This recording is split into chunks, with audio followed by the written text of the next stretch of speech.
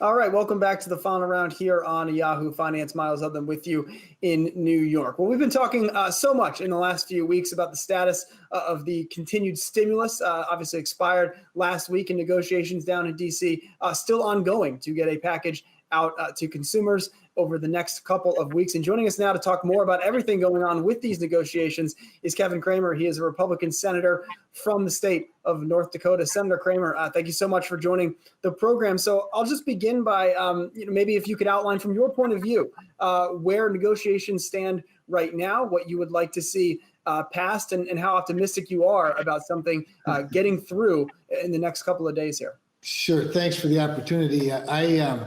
It's hard to say where the negotiations are. We just came from lunch where Chief of Staff Mark Meadows and Secretary of Treasury Stephen Mnuchin updated Senate Republicans on the progress. I think they are now meeting with Speaker Pelosi and Leader Schumer.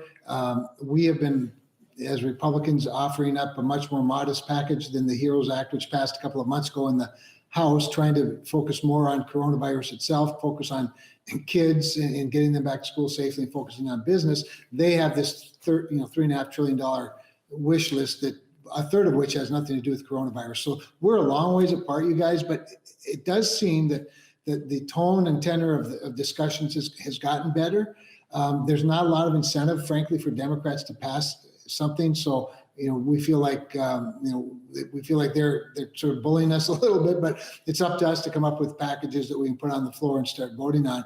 There are a couple of major issues, and I don't think they're a surprise to you guys, but one of the big ones you referenced, of course, that the expiration last week of what the big issue was, and that was the unemployment insurance bonus, as I call it, the $600 a week supplement to the state's unemployment insurance benefit. In North Dakota, that was, our state unemployment insurance benefit is $529 a week. So 600 plus 529, I didn't even take Common Core math, and I know that's over $1,100 a week. That is a gross disservice to both employers and employees, and became a real perverse incentive for people to not work. It's the number one complaint I get from North Dakota. So we're trying to find some number between 0 and 600 that brings enough people to the table.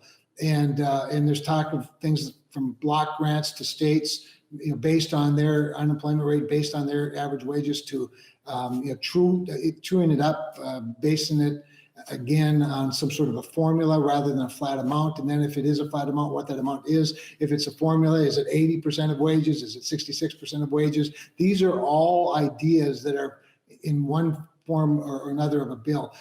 But that's an area that we're far apart on, because Democrats want to continue the $600 a week unemployment bonus. The other thing that's got us a long ways apart, guys, is Democrats are really big on a large payout to states and local governments.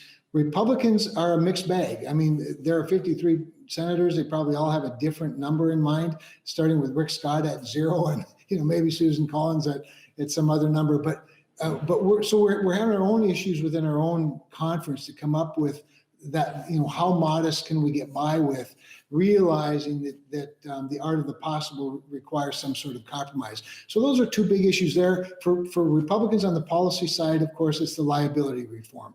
If we're going to really truly reopen the government, if we're going to provide the type of tools that the CARES Act provided, whether it's paycheck protection or Main Street lending, or even an expansion of the other credit tools that the Federal Reserve is working on with Treasury, it doesn't do much good if the likelihood of a company or of an employer being sued over something COVID related is nearly 100%. So we feel strongly that we need to get some sort of concessions on some form of liability relief for schools, for healthcare, for private business, to really get the economy reopened. So those are sort of three of the bigger policy issues that we're grappling with.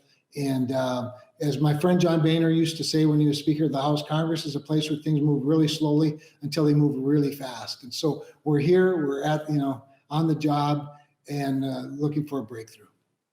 Senator Jessica Smith here. Can you talk about the sentiment within your party? You mentioned some of the issues that Republicans have to work out, but at this point, do Republicans have enough support within the party, even for the HEALS Act at this point? Yeah, that's a great question, Jessica, because that is a part of our dilemma. We do not give our proxy to anybody. And we know that Speaker Pelosi, literally, they have proxies over there now.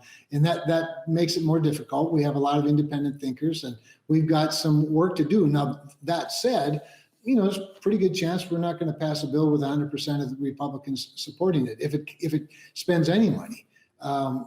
Some Republicans think we've already done enough, and we have, but I think the people, the public are, they're demanding some things, and that's why we're trying to focus on the needs, things like testing and reopening schools and focusing on the virus itself, and more money for research on vaccines and treatments, things like that. So, but you were right that there are definitely a diverse set of views in the Senate conference, which is why I think it's so important that Secretary Mnuchin and Chief of Staff Meadows are sort of carrying the negotiating ball right now for the Republican side, because we need the president on board. They've demonstrated a pretty good skill set at dealing with Democrats, particularly Secretary Mnuchin and his ability to at least engage in a friendly, amenable, and serious way. So, we'll see where it ends up, but my guess is we're probably not going to get unanimity among Republicans, but we do need to get to a majority we need to get 60 votes to pass anything. One of the areas where there's largely a difference between Republicans on the Hill and the president is the payroll tax cut. He has now talked about taking executive action on that issue and the eviction moratorium. I mean, what do you think about the president using an EO to get something done if Congress cannot? So I think it's fine if that's the only way to get something done that really needs to happen. With regard to the payroll tax cut, though, there's not a lot of support for it. I happen to be one who does support it. I've always felt like from the very beginning of this, and quite honestly, Jessica, I think that the beginning of this process was the better time to offer up some sort of a payroll holiday. I'd prefer it to be a holiday. The payroll tax funds, some of the most important mandatory spending we have, and it's mandatory spending in programs that are heading for their own cliff eventually. But in the short term, to demonstrate growth, growth for our economy, to equally distribute the benefits of the package to both employers and employees, I think it's a winner. The problem with it now versus earlier is that people may not ever realize it. And when I go home, I don't see any bumper stickers that say, pass payroll tax cuts now. So it's a tough one politically, I think. But if the president wanted to do it as an EO, I suppose it'd be okay. But I don't think it'd be much of a substitute, frankly, for a more thoughtful set of tools, whether it's direct payments in the $1,200, to people making under $75,000, or a different paycheck protection program, as well as more modest unemployment insurance benefits. And the bottom line is, you guys, we need to reopen the economy. All the tools and money in the world will do nothing until there's a market to purchase products that are made and services that are being performed. So, you're right. We have some challenges for sure. Well, and Senator, on that point about reopening the economy, I think about what we heard and what we've heard from Fed Chair Jay Powell, among others, in the last couple of months is the idea the economy is really downstream from the virus. And so clearly the virus right now, broadly, nationally, is not contained. And when you think about what, maybe the administration should be doing on a national level, or what's happening at a state level, are there more steps that you think leaders need to be taking to get the virus under control, especially as we get towards the school year? Because you certainly know that if people are scared to leave their home, that is part of the reason why economic growth is depressed, as much as any unemployment benefit or any other programs that are in place. Well, the paralysis that has occurred as a result of people's fear is almost mind-numbing to me, quite honestly.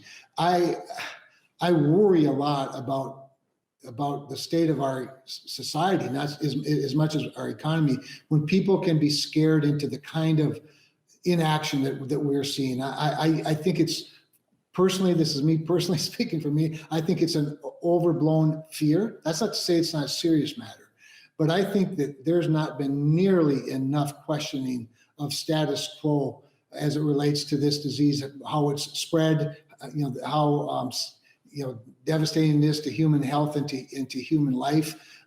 It gets credit for every death in the country anymore. I regret that, first of all. Second of all, how you restore that confidence, we have to do some of the things like, encouraging people to wear masks, even if you think it doesn't do any good. If that instills some confidence in people, that's okay. But I also think that, I just think we have to get out there and plow through it. One of the things that has bothered me a lot is watching people be surprised when they reopen their community or reopen their state. They're surprised that there's an uptick in the cases. Well, I thought we knew that would happen, but we were willing to live with the disease rather than trade living for surviving. So I've got some concerns about that. I do think, though, to Chairman Powell's point, and this is why the Federal Reserve and his actions have been so important, and why the relationship between Treasury and the Fed in identifying these credit tools that are maybe more benevolent than traditional credit tools, realizing that money's practically free now anyway. There is opportunity to bridge to that future where the economy truly can open with greater confidence than it can today. And we need all of those bridges built that we can build. And so I applaud the chairman, but I also know we've got to build that bridge fast. Well, and Senator, I want to follow up on some of your comments about the virus, because I think a lot of the questions the public has about it come from a disagreement that members of the administration have with members of their own task force. We've seen folks be critical of what we've heard from Dr. Fauci or Dr. Birx, other medical experts. The science of it has been politicized in a way that I think leaves many people confused and upset and ultimately scared about what they should or shouldn't do. Yeah, no, I agree wholeheartedly. And I think one of the problems that we're dealing with this virus versus, say, the flu, we can know certain things. We know, for example, that for people under 60 years old, or maybe it's even under 70 years old, the fatality rate is half of what it is for the flu. The problem with this virus is we don't know everything yet. There is confidence that comes from knowledge. We're on a record pace, by the way, toward a vaccine, which, just developing a vaccine. You guys know, you watch the markets closer than anybody. Just good news about a vaccine creates an emotional optimism in the markets, which I think is a reflection of people. So, I think part of it is showing progress in fighting the disease itself. But it's also allowing more divergent views on the virus itself. And to your point, there's disagreement among the scientists in the White House. Imagine the disagreement amongst the public, the scientists nationwide. Everybody from, of course, the chief virologist at Yale to Stanford. There's different views, and my problem is that it seems to me that a lot of mainstream media is sort of editing the views, if you will, into a scarier scenario. But just like markets, people, when confronted with the unknown, panic. And so the more we can know, the better it'll be, and the calmer things will be. Senator Dan Roberts here. Just quickly before we let you go, since we have you, Republican Senator, good person to ask, I want to get your take on the TikTok situation. Sure. Especially the president saying that he, if he allows, say, a Microsoft to acquire this company, would expect some kind of payment to the government.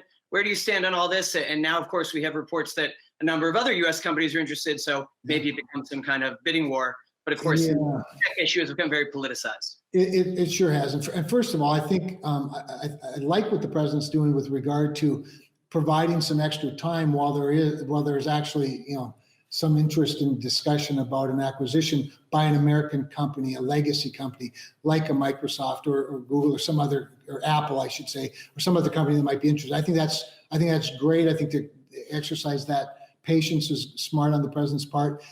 Just so you know, and this is just sort of a fundamental thing with me, I'm really not a big fan of the government being in on the profit. Let's tax companies appropriately based on, their income or what, that's, I guess, traditionally how we do it. That's what the Constitution provides in this country. I don't like, and my problem with that is, since when has the government been very good at management, and even as a silent partner? As my old friend Dick Armey used to say, if you're in a public-private partnership, the public is the controlling interest, and you're the minor partner. So I just don't really like that intrusion, if you will, on the business of government. All right, Senator Right. Kevin Cramer of North Dakota. Senator, thanks so much for joining the program, and we'll be in touch. Thank you. My pleasure. Thanks for the opportunity.